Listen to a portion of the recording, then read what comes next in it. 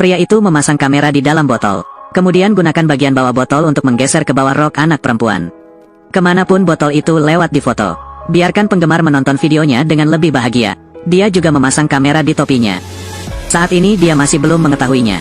Saya jatuh ke dalam perangkap kematian. Sesuai dengan preferensi penonton, dia pergi ke restoran pembantu. Ketika dia memulai percakapan dengan pelayan, seorang pria memegang botol minyak khusus melewatinya. Pembantu sedang menyiapkan nasi, menuangkan minyak yang sudah dikirim ke dalam panci. Selanjutnya adalah kentang goreng renyah spesial. Meletakkannya di meja pria itu. Ketika pria itu sedang menikmati, orang lain, tuangkan deterjen ke dalam air mendidih. Dan deterjen mengandung bahan kimia lain. Begitu pria itu berdiri, sebuah gelembung terbang di depannya. Saat dia meniup gelembung itu, secara tidak sengaja menghirup bahan kimia lain. Pria itu mengambil botol air dan ingin melanjutkan syuting secara diam-diam. Ketika dia sedang mencari target dan melewati area bermain, kepalanya dipukul oleh seorang gadis yang melempar balon berisi air. Saat air memercik ke wajah Anda, beberapa bahan kimia telah terpapar sebelumnya. Ada reaksi langsung dan menghasilkan racun. Pria itu tiba-tiba merasa kesulitan bernapas. Lalu dia jatuh ke tanah. Dan tepat di alun-alun sekarang, mobil selebriti wanita juga tiba di sini. Semua mata tertuju pada bintang wanita itu. Tidak ada yang peduli dia terjatuh. Pria itu mulutnya berbusa dan mencoba menaiki tangga. Dan akhirnya, dia mati begitu saja di tangga seperti ini. Dan semua ini terjadi, bagian dari rencana Killer K. Tapi saat K bersiap untuk mengungsi, seorang gadis tiba-tiba muncul di samping pria itu. Silakan. Hapus videoku. Silakan hapus. Gadis itu memegang pisau dan mengancam pria itu. Biarkan dia menghapus video yang direkam secara diam-diam. Tapi pria itu mengabaikannya. Dia tidak tahu pria di depannya sudah mati. Gadis itu berbicara lama dengannya, tapi selalu diabaikan. Merasa diabaikan. Karena marah, dia mengambil pisau dan menikamnya. Wanita itu kehilangan akal sehatnya setelah ditusuk berkali-kali. Aku baru sadar aku membunuh seseorang. Orang-orang di sekitar juga tertarik dengan teriakan tersebut. Gadis itu segera dibawa pergi oleh polisi. K berdiri di tengah kerumunan tanpa berkata-kata saat melihat adegan ini. Karena kemunculan gadis itu mengganggu rencananya. Dia bisa saja membunuh pria ini secara diam-diam. Namun pada akhirnya gadis inilah yang patut disalahkan. Setelah pulang ke rumah, K berbaring di tempat tidur sambil berpikir. Dia tidak ingin membuat gadis lugu ini menderita ketidakadilan. Jadi keesokan harinya, K mempostingnya secara online. Video korban di lokasi pembunuhan. Juga melampirkan 3 karakter animasi ke video. 3 boneka tersebut mengatakan bahwa mereka adalah pembunuh. Dia ingin menyampaikan kepada polisi bahwa pelakunya sebenarnya adalah 3 bahan kimia. Pada saat yang sama, hal ini dapat mengarah pada penyelidikan mendalam. Membuat gadis lain menjelaskan kesalahannya. Polisi pun mengikuti saran video penemuan tersebut, di mana gadis itu menikam pria itu dengan pisau. Tidak berbahaya, dan terlihat dalam video saat gadis tersebut menikam pria tersebut. Pria itu tidak melawan. Dari sini mereka menyimpulkan bahwa pria itu adalah meninggal atau koma sebelum itu. Dan ini juga mencapai efek yang diinginkan K. Nama asli K adalah Song Yi Kyung. Di bawah wajahnya yang tidak berbahaya, tapi memiliki hati seorang penyihir. Dia meletakkan buku di rak untuk setiap orang yang dia bunuh. Meskipun dia haus darah, tapi semua orang yang dia bunuh adalah penjahat. Tapi perilakunya menyebabkan kerugian besar bagi perusahaan asuransi. Karena setiap dia membunuh seseorang, polisi tidak dapat menemukan bukti. Pada akhirnya kasus ini diputuskan sebagai kematian karena kecelakaan. Jadi perusahaan asuransi harus mengeluarkan banyak uang. Kemudian perusahaan asuransi melihat sesuatu yang aneh. Bentuk gugus tugas untuk menemukan pelaku sebenarnya. Dan pemimpin tim investigasi ini, kebetulan kalah yang diperiksa polisi saat SMA. Manusia telah memiliki seekor anjing peliharaan selama 6 tahun. Dibunuh oleh orang tua tetangga sebagai hotpot. Dihadapkan pada tuduhan itu, lelaki tua itu tidak menunjukkan penyesalan. Sebaliknya, dia mengolok-olok pria yang menganggap anjing seperti keluarga. Lalu lelaki tua yang kejam itu pergi, meninggalkan pria itu sendirian berlutut di depan panci panas. Yi Kyung memandangi pamannya yang menangis di tanah.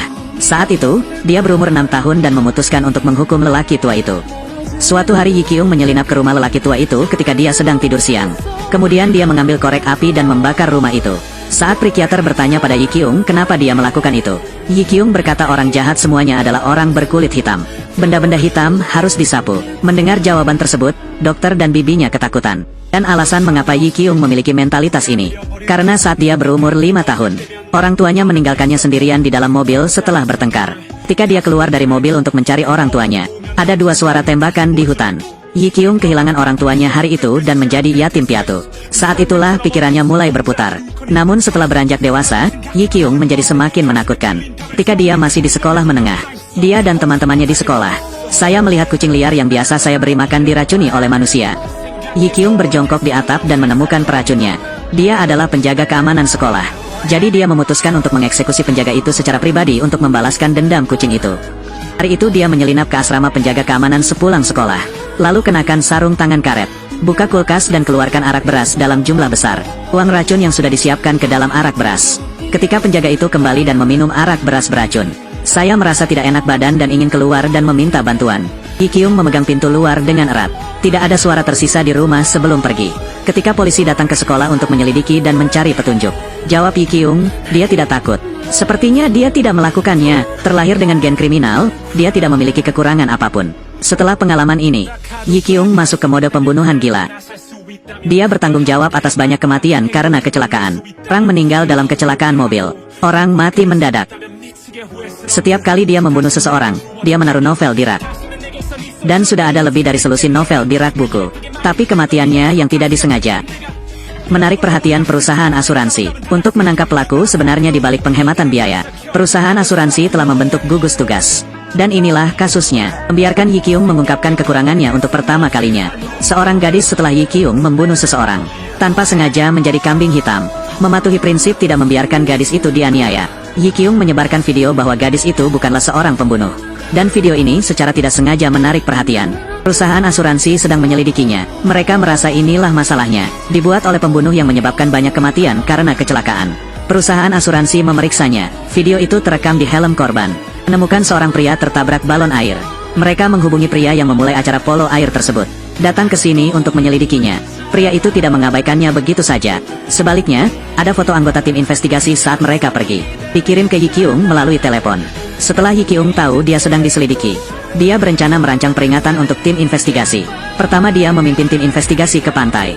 Kemudian ketika tim investigasi berpisah, bawa 2 orang ke dalam mobil untuk memantau situasi. Kunci pintu dengan aman dari luar. Kemudian tiupkan nitrogen ke dalam mobil untuk membuat mereka pingsan. Akhirnya keduanya dikurung dalam sebuah wadah di tengah laut. Tapi dia tidak mengambilnya dari mereka. Sebaliknya, biarkan mereka menghubungi rekan satu timnya untuk menyelamatkan mereka. Tapi jauh di dalam kegelapan. Tak satu pun dari mereka tahu di mana mereka berada. Sampai permukaan laut mulai naik. Ketinggian air di dalam tangki semakin tinggi. Mereka baru tahu kalau mereka dikurung di pantai. Saat wadah hendak terendam air laut, mereka diselamatkan. Ini adalah peringatan Yi Kyung kepada orang yang menyelidiki. Dia tidak memikirkan peringatan ini akan mengungkapkan identitasnya. Lee Yang Ae belajar dari beberapa orang tua di dekat pantai. Kemarin ada seorang gadis yang sangat aneh keluar dari toilet pria. Dia segera mengeluarkan videonya untuk diidentifikasi oleh lelaki tua itu. Kemudian dia mengetahuinya, Yi Kyung lah yang diselidiki di sekolah beberapa tahun lalu. Lee Yang Ae segera menelepon rekan satu timnya. Lihatlah foto TKP penembak gila. Alhasil, Yi Kyung pun muncul di sana. Dia sekarang menyimpulkan bahwa Yi Kyung adalah K yang mereka cari. Dia awalnya adalah presiden wanita dari sebuah perusahaan asuransi dengan aset miliaran. Sekarang karena seorang mahasiswa menunggu di bandara selama 5 jam. Hanya karena muridnya ini, dia harus membayar puluhan miliar selama 3 tahun. Karena hari ini adalah hari Yi Kyung bersiap untuk melarikan diri ke Amerika. Dia ingin menangkap Yi Kyung di bandara untuk menginterogasinya. Setiap sudut bandara dipantau. Namun saat pesawat hendak lepas landas, tidak ada yang menemukan bayangan Yi Kyung. Tepat ketika semua orang mengira Yi Kyung tidak akan datang, bibi Yi Kyung tiba-tiba menerima telepon. Dia memberitahu bibinya melalui telepon bahwa dia bangun terlambat, tidak bisa naik pesawat tepat waktu. Dia menyuruh bibinya pergi ke Amerika dalam beberapa hari dan dia akan datang dalam beberapa hari. Setelah mendengarkan percakapan Yi Kyung dan bibinya, orang-orang sang jenderal segera temukan lokasi Yi Kyung. Layar menunjukkan Yi Kyung di bandara. Orang-orang di tim investigasi akhirnya menghela nafas lega.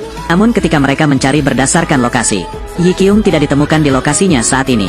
Pengawas bandara juga tidak melihat siluet Yi Kyung. Ternyata Yi Kyung sudah mengetahuinya. Perusahaan asuransi sedang mencari saya. Jadi dia menelepon seorang gadis. Dapatkan teleponnya di sini. Lalu dia menelepon gadis itu lagi. Berbicara dengan bibinya melalui suara dari speaker ponsel gadis itu. Mencapai tujuan membingungkan perusahaan asuransi. Setelah panggilan, gadis itu melemparkan ponsel Yi Kyung ke tempat sampah. Dan jenderal perempuan menunggu dari pagi hingga subuh. Tidak sabar menunggu Yi Kyung tiba. Ratusan orang menyamar di bandara. Juga sibuk dengan sia-sia. Saat Yi Kyung mengetahuinya dari rekan satu timnya, mereka mengerahkan ratusan orang untuk menangkapnya. Dia sangat bersemangat. Rasa pencapaian yang luar biasa membuatnya pamer kepada rekan satu timnya. Saat dia bersiap mengemasi tasnya untuk pergi, ditemukan Lee Yang Ae dari tim investigasi berada di luar pintu. Setelah keduanya saling memandang melalui kaca dan tersenyum, mereka memulai permainan kenop pintu. Namun, saat Yi Kyung mengetahui Lee Yang Ae sendirian, dia secara proaktif membuka pintu. Kemudian dia mengambil dayung dari rumah dan memukul Lee Yang Ae. Semoga Li Yang Ae menutup pintu tepat pada waktunya untuk menghindari pukulan itu.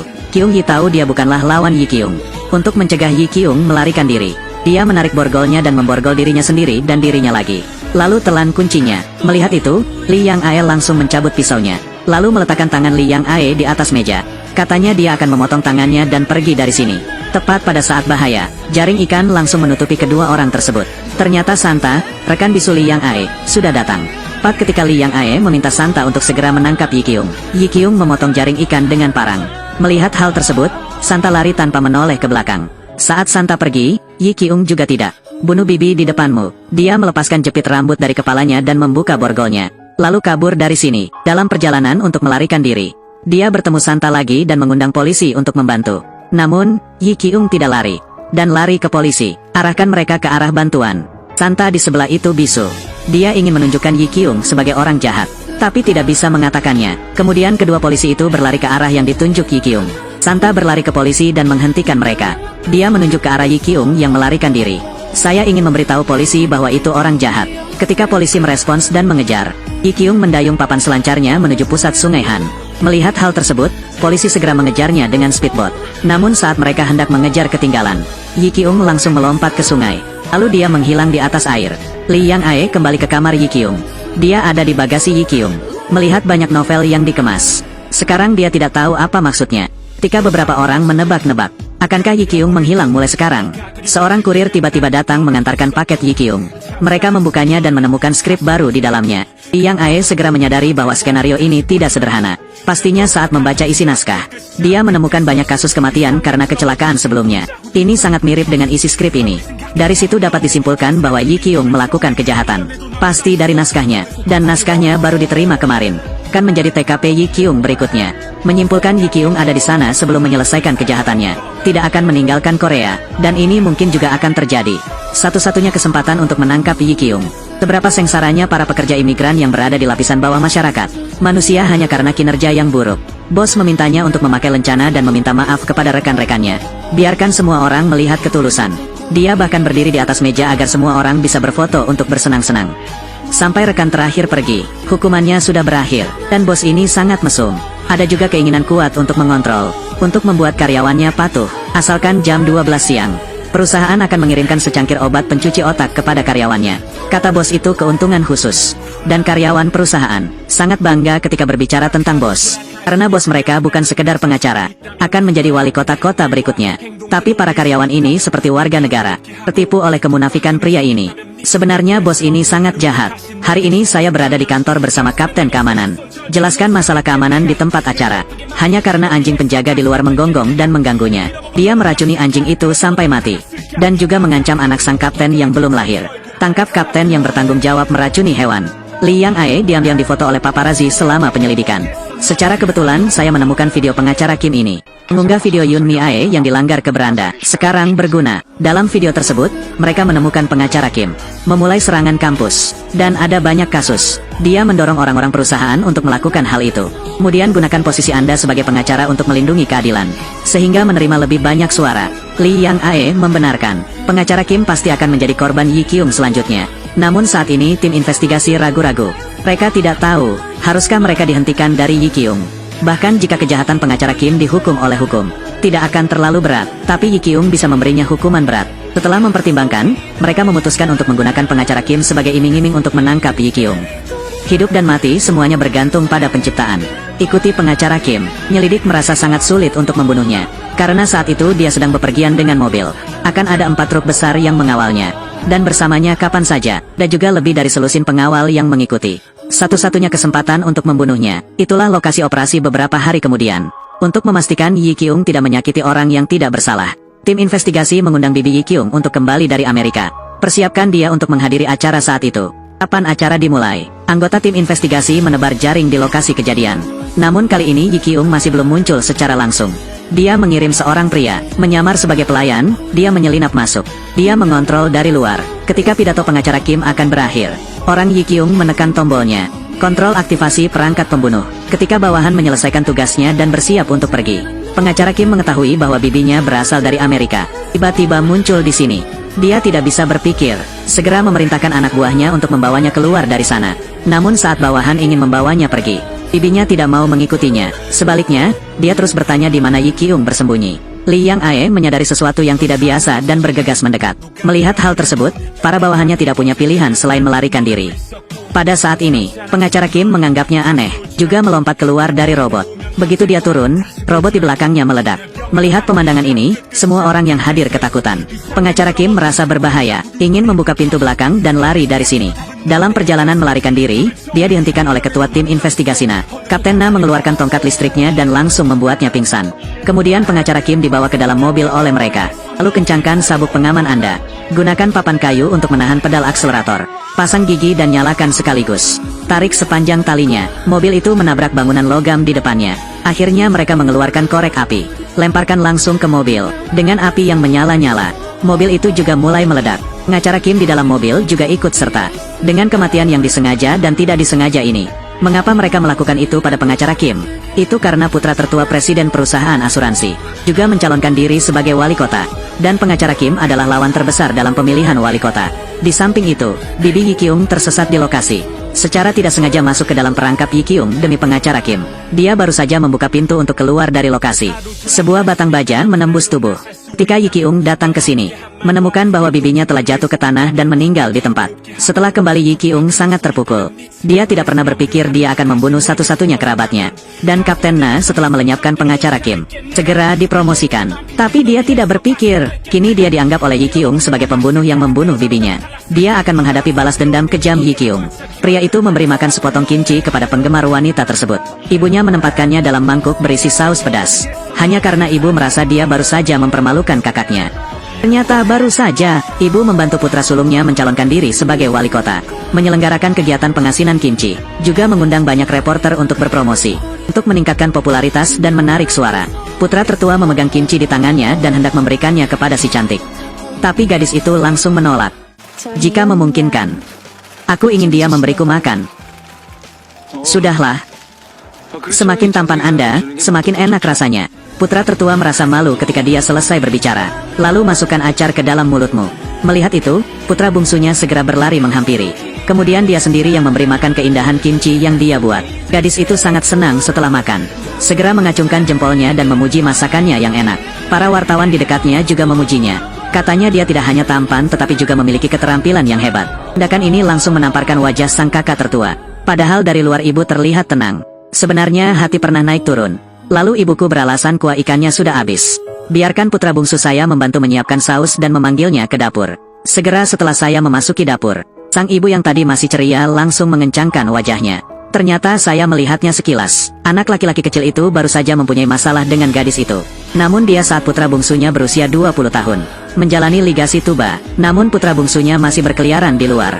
Dia bertanya pada putra kecilnya, harus pergi bersamanya ke rumah sakit untuk mengeluarkannya. Kata anak bungsu, benda itu jatuh dengan sendirinya. Jangan pergi ke rumah sakit. Dia memberitahu ibunya, padahal dia baru saja berhubungan S3 kilo detik dengan gadis itu. Namun dia tidak membiarkan gadis itu hamil. Setelah berhubungan seks dengan gadis itu, ada seorang pria yang memerasmu. Dan jumlah uang yang diminta pihak lain mencapai 2 miliar won.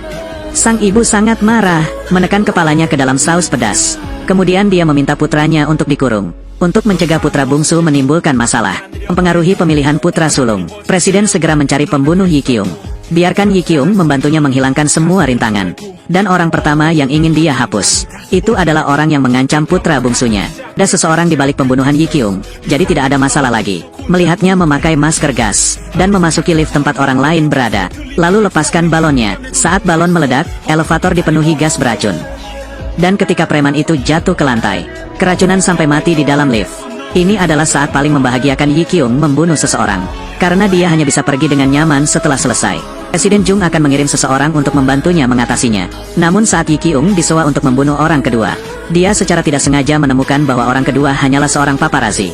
Dari paparazi, dia melihat putra bungsu Presiden Jung adalah pria jahat. Paparazi ini baru saja memotret putra bungsunya yang sedang melakukan perbuatan buruk, yang tidak layak untuk mati. Yi Qiong baru saja membunuh orang jahat itu dan memutuskan untuk melepaskannya. Tapi untuk bersembunyi, dia meledakkan seluruh rumah. Untuk fotografer, Yi Qiong berkemas dan mengirimnya ke rumah Li Yang Ae. Saat Li Yang Ae menyelamatkan paparazi, dia juga ada di tempatnya. mendengar tentang putra bungsu Ketua Jung. Sebagai ucapan terima kasih, paparazi menggali USB yang telah disembunyikan selama bertahun-tahun. Video tersebut menjadi bukti kejahatan putra bungsunya. Selain itu, dia terlihat merokok di video tersebut. Dan gambaran dirinya sedang memutilasi orang. Karena menurutnya pelayan itu lebih tampan darinya. Dia memberi obat kepada pelayan. Lalu ketika pelayan itu kaget, lemparkan uang 100.000 won ke laut. Biarkan pelayan melompat turun dan mengambilnya. Tapi pelayannya tidak tahu cara berenang. Teman di sebelahnya ingin melempar pelampung untuk menyelamatkan seseorang. Namun dia dihentikan oleh putra bungsunya. Pada akhirnya pelayan itu tenggelam di laut. Setelah menonton video tersebut, Lee Yang Ae mengerti. Yi Kyung mengirim paparazi untuknya. Tersirat bahwa putra bungsunya adalah target berikutnya. Keesokan harinya Lee Yang Ae bertemu Yi Kyung di kereta. Lee Yang Ae mengungkapkan kesediaannya untuk bekerja sama dengan Yi Kyung. Tapi Yi Kyung harus memaafkan ketua tim Na agar berhenti menyakitinya. Dan Yi Kyung juga mengerti. Kapten Na hanya menuruti perintah ketua Jung. Dia harus disalahkan atas kematian bibinya. Oleh karena itu, kedua belah pihak dengan mudah mencapai kerjasama. Presiden Jung memberikan wawancara. Seorang pria muncul, ambil asam sulfat dan buang langsung ke wajah Anda. Suasana menjadi kacau setelah kejadian tersebut. Melihat hal tersebut, para bawahan segera melepas bajunya untuk menghalangi media. Presiden Jung dikirim ke rumah sakit, dibungkus rapat dengan kain kasa. Dan ini Lee Yang Ae, dirancang untuk menyelamatkan putra ketua Jung. Dia tahu Yi Kyung akan menemukan cara untuk membalas dendam pada Presiden Jung. Seperti yang diharapkan, beberapa hari setelah pengurus rumah tangga membawa Presiden Jung ke panti jompo, mobil tiba-tiba mati lagi. Ketika kepala pelayan keluar dari mobil untuk memeriksa situasinya, Yi Kyung tiba-tiba muncul di belakang sambil membawa pistol. Adapun ketua Jung, dia dengan mudah diculik oleh Yi Kyung. Dia kemudian dibawa ke teater oleh Yi Kyung. Yi Kyung ada di sini. Keluarkan komputer Anda dan tunjukkan padanya videonya. Dalam video tersebut adalah putra bungsu dan temannya muncul di kereta. Yi Kyung mempublikasikannya secara online. Video dia mengonsumsi obat-obatan berbahaya, juga dikirim ke orang-orang di video tersebut. Setiap orang mengirimkan boneka hitam. Yi Kyung membuat kelompok orang ini. Mereka semua bertemu di sebuah gedung yang ditinggalkan. Yi Kyung meletakkan dua boneka di depan ketua Jung. Yang satu mewakili putra bungsu. Yang lainnya mewakili 20 orang di kantor yang ditinggalkan. Dia meminta pimpinan Jung untuk memilih pihak untuk bertahan hidup. Dan pihak yang tidak dipilih akan mati. Saat Yi Kyung menghitung sampai 3, Presiden Jung dengan tegas memilih 20 orang di gedung itu, meninggalkan putra bungsunya. Yi Kyung terkejut dengan hasil ini, karena ada lebih dari 20 orang jahat di gedung kantor. Putra sulungnya juga ada di dalam. Yi Kyung bertanya padanya apakah dia tahu tentang itu. Presiden Jung menggelengkan kepalanya berulang kali untuk menyatakan dia tidak tahu. Untuk Yi Kyung, dia tidak peduli jika dia tahu. Yang dia inginkan adalah menggunakan opsi ini untuk menghukumnya. Jelas pilihan pertama ketua Jung berhasil menyelamatkan putra sulung dan 20 orang tersebut. Tapi itu tidak berakhir di situ. Yi Kyung lalu mengeluarkan boneka lainnya. Boneka ini mewakili dirinya. Yi Kyung membiarkan ketua Jung memilihnya, atau pilih dari 20 orang. Namun kali ini ketua Jung tidak ragu-ragu. Sekali lagi memilih sisi untuk menyelamatkan banyak orang. Tekan tombolnya sendiri. Jawaban ini menyegarkan persepsi Yi Kyung tentang dirinya. Ketua Jung adalah orang yang melakukan semua hal jahat. Mengapa memilih untuk mengorbankan kepentingan Anda sendiri? Yi Kyung merasa tidak enak. Segera melepas perban di kepala Presdir Jung. Saat kain kasa dilepas, orang di dalamnya adalah Lee Yang Ae. Yi Kyung sangat marah setelah mengetahui kebenarannya. Dia tidak pernah berpikir, Lee Yang Ae mempermainkanku lagi. Serentak, rekan satu tim Lee Yang Ae membawa orang-orang di dalam gedung. Semua berseru, saat Yi Kyung menekan tombol untuk menyalakan bahan peledak. Gedung kantor itu kosong. Pada saat ini, Presiden Jung tiba-tiba menyerbu masuk dengan pistol dan kepala pelayannya. Melihat hal tersebut, bawahan Yi Kyung menembak kepala pelayan. Namun pelurunya meleset. Sebaliknya dia malah ditembak di bahu oleh ketua Jung. Melihat itu, Yi Kyung mengambil pistol yang terjatuh dan mulai melawan. Lee Yang Ae memanfaatkan lawan untuk menghindari peluru. Kat tirai panggung. Saat ketua Jung memegang pistol dan berjalan ke atas panggung, Lee Yang Ae memegang bom yang disiapkan Yi Kyung. Lemparkan tepat di depan ketua Jung. Melihat itu Yi Kyung langsung berlari menyalakan mesin dan menekan tombolnya. Terjadi ledakan keras di luar tirai. Yi Kyung memanfaatkan ledakan itu dan melarikan diri dari sini. Saat Lee Yang Ae mengejarnya, dia menemukan Yi Kyung menyandera rekan setimnya Santa. Keluar jalur, pimpinan Jung di teater tidak tewas dalam ledakan tersebut. Hanya terkena setengah bagian wajahnya. Namun dia dibawa pergi oleh polisi untuk diselidiki. Di samping itu, Yi Kyung membuat Santa berjalan di sepanjang rel selama beberapa jam. Akhirnya bertemu dengan sebuah kereta barang yang berhenti di pinggir jalan. Dia menemukan gerbong kereta terdekat. Naiklah bersama Sinterklas. Tapi mereka baru saja masuk ke dalam mobil. Mengetahui bahwa Lee Yang Ae sudah ada di sini menunggu mereka, Lee Yang Ae menyuruh Yi Kyung melepaskan Santa. Dia bilang Santa tidak bersalah. Tapi Yi Kyung memberitahu Lee Yang Ae, Santa sebenarnya adalah orang yang membunuh suami Lee Yang Ae. Tahun lalu suami Lee Yang Ae didakwa membunuh seorang siswa. Namun Santa juga muncul di tempat kejadian. Karena Santa tidak bersaksi, menyebabkan suami Li Yang Ae bunuh diri. Itu sebabnya Santa tidak mendapat gaji sepeser pun. Namun selalu di sisi Li Yang Ae. Itu hanya untuk penebusan. Dan Santa tidak bodoh. Li Yang Ae akhirnya mengerti. Mengapa Santa begitu baik padanya. Air matanya tidak bisa berhenti mengalir. Namun demikian, Li Yang Ae masih merasa suaminya meninggal. Tidak bisa menyalahkan Santa. Saat Yi Kyung hendak menembak Santa, Li Yang Ae langsung membuka gerbang besi tersebut. Dengan tarikan yang kuat, Yi Kyung ditarik menuju pintu. Dia kemudian turun dari kereta bersama Yi Kyung. Ketika Yi Kyung bangun, dia muncul di penjara. Dan pimpinan Jung juga ditangkap atas banyak tuduhan termasuk menerima suap. Dan Li Yang Ae, dia telah mengembangkan kekuatan kepemimpinannya di sejumlah mitra. Membuka perusahaan investigasi.